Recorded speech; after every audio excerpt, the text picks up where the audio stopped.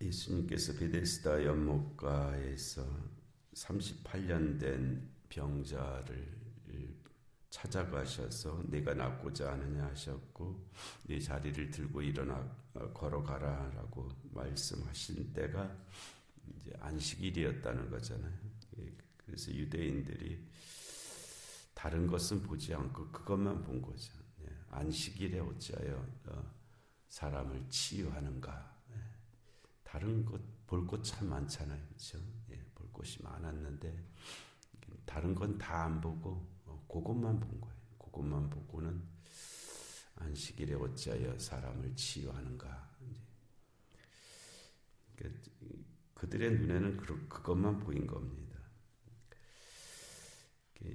이 사람이 무엇을 보느냐, 무엇을 듣느냐가 그의 생각이 되고 그 생각들이 모아져서 마음이 되고 그 마음이 쌓여서 행동이 되잖아요.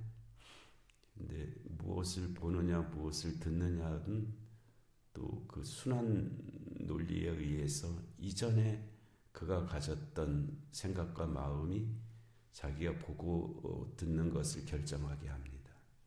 그러니까는 모든 것을 다 보고 모든 것을 다 들을 수가 없고요.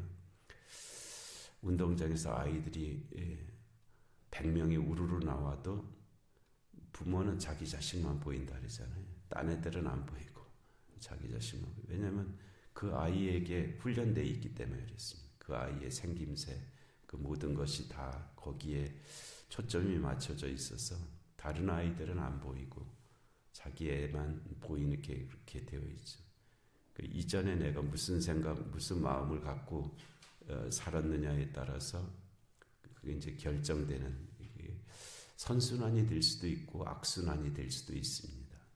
그래서 우리의 삶에 있어서 악순환의 고리를 끊으려고 애를 써야 됩니다.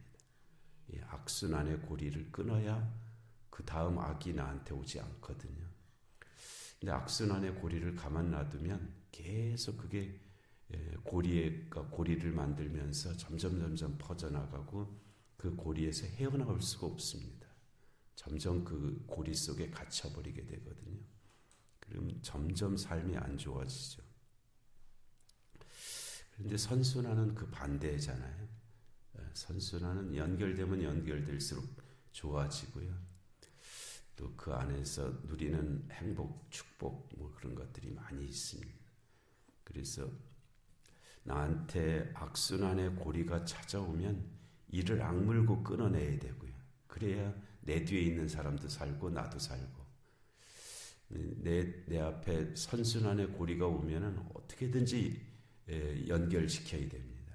힘이 붙이더라도 그거를 연결을 시켜야 나도 살고 내 뒤에 있는 사람도 살고 이제 그렇게 되어 있죠. 그래서 선순환과 악순환이 여기저기에서 일어나는데 내가 그 한 고리의 역할을 하게 되어 있거든요. 그래서 악순환의 고리는 나한테서 끊어져야 되죠. 어떻게든지 끊어져야 됩니다.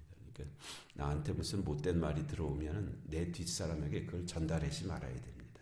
입을 꽉 다물고 나한테 온 말을 그 안 좋은 말을 누구에게도 퍼져나가지 못하도록 그렇게 하는 것이 악순환을 끊는 길이고요. 선순환은 복음을 열심히 전하는 겁니다. 복음을 열심히 전하는 좋은 말을 열심히 다음 사람한테 전달해 주는 그런 일들이 선순환의 역할 중에 대표적이죠. 근데 이 유대인들은 오랜 세월 동안 어떻게 된 건지 사마리아인도 그렇게 안 좋게 보고 또 예수님이 안식일에 병을 고치셨는데 그것도 38년 된 병자를 고치셨는데 그것도 안 좋게 보이고 이게 참 딱하죠. 어떻게 사람들이 그렇게 되어버렸는지.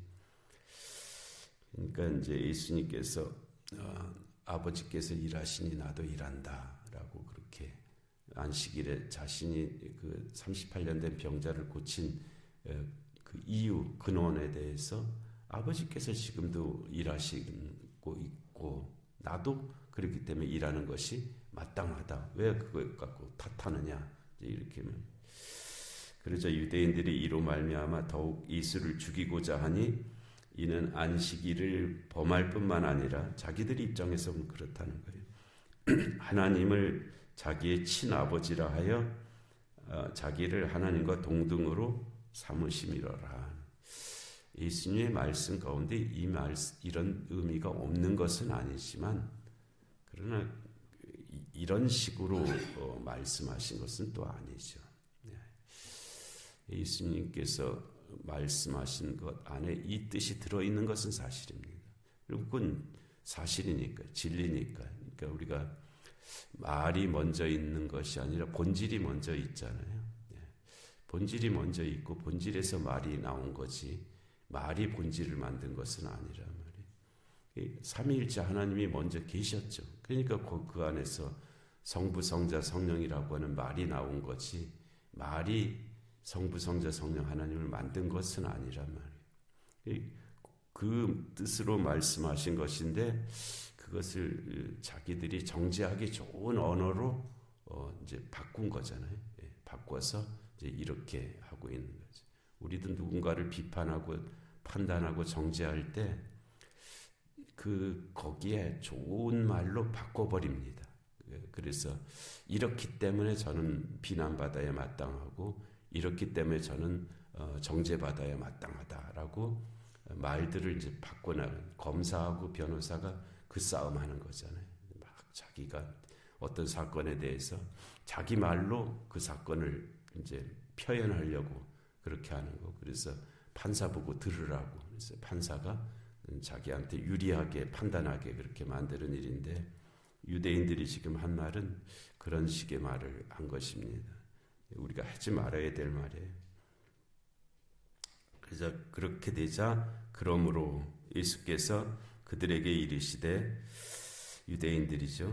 내가 진실로 진실로 너희에게 이르노니 아들이 아버지께서 하시는 일을 보지 않고는 아무것도 스스로 할 수 없나니 아버지께서 행하시는 그것을 아들도 그와 같이 행하느니라. 이렇게 말씀하셨어요. 알아들을 만하게 말씀하신 거거든요. 그러니까 봐라, 우리들 자식들도 아버지가 하는 거 보고 하는 거 아니냐. 사람이 귀로 듣고 뭐를 하는 것 같지만 다 눈으로 보고 배우거든요.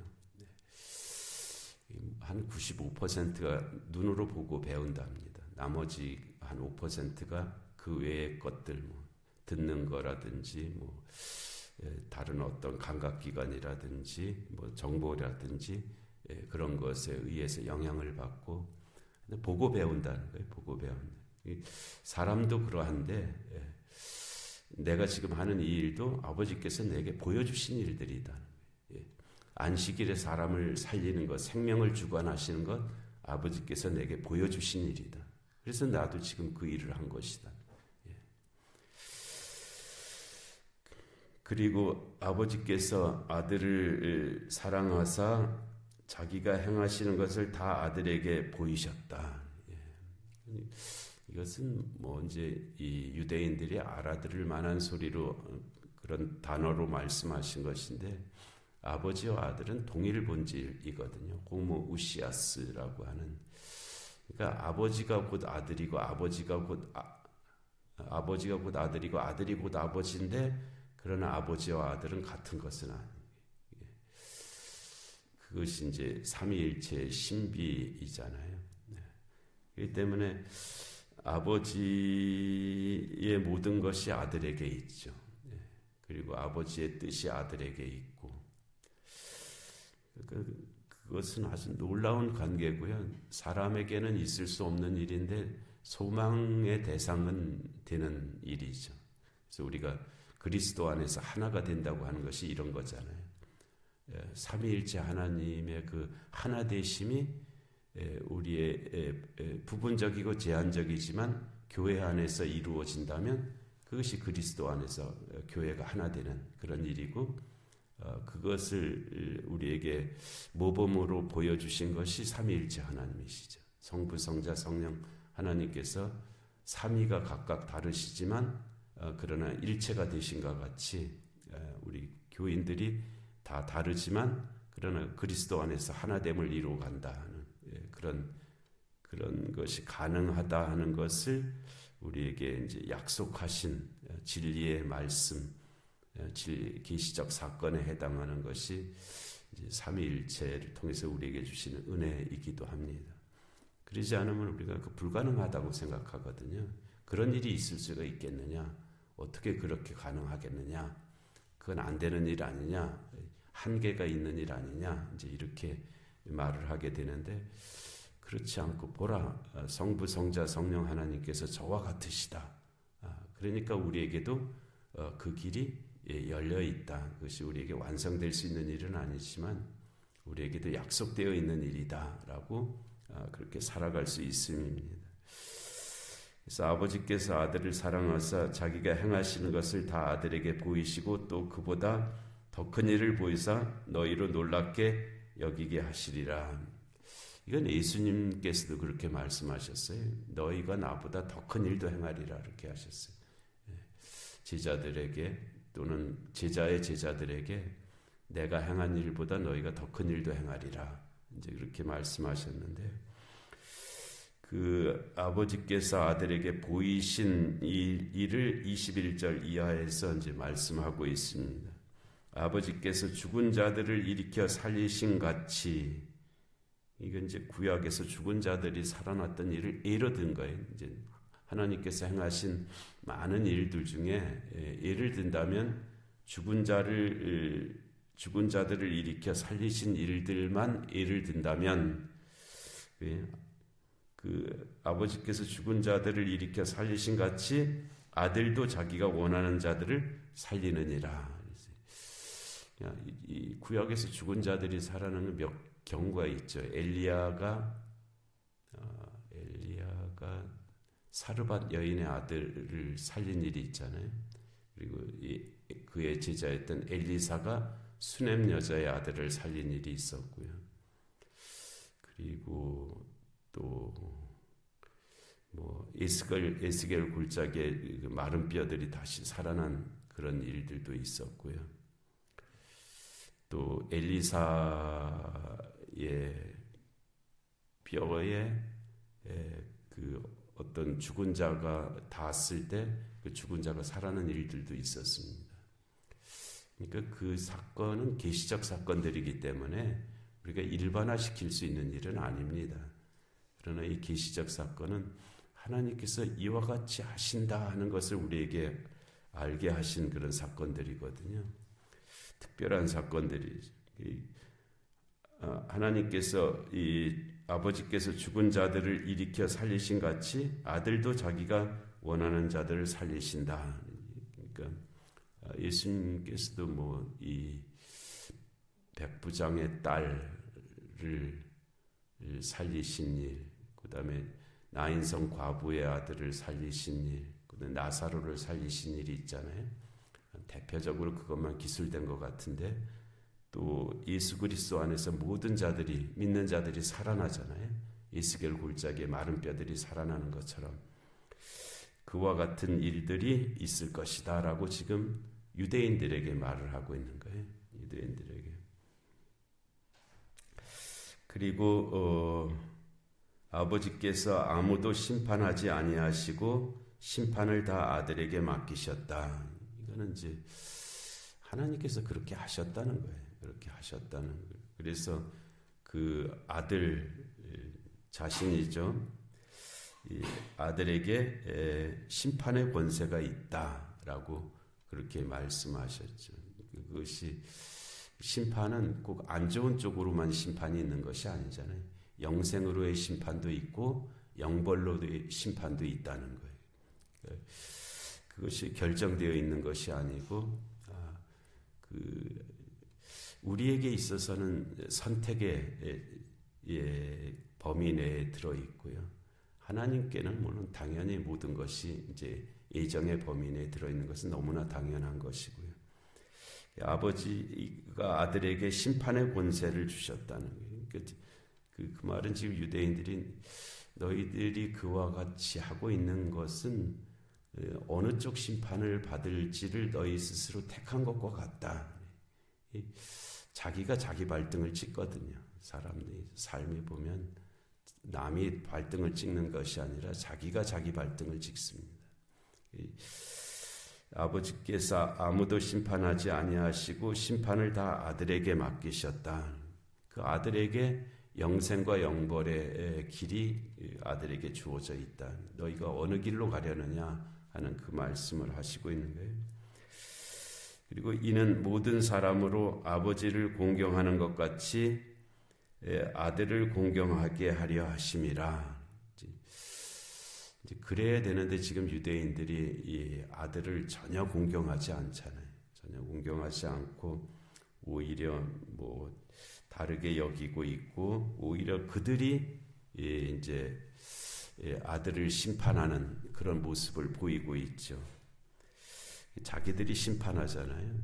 예수님을 유대인들이 심판해서 결국은 십자가에 처형하는 데까지 그렇게 하고야 말았는데, 아들을 공경하게 하려 하심이라. 아들을 공경하지 아니하는 자는 그를 보내신 아버지도 공경하지 않는다.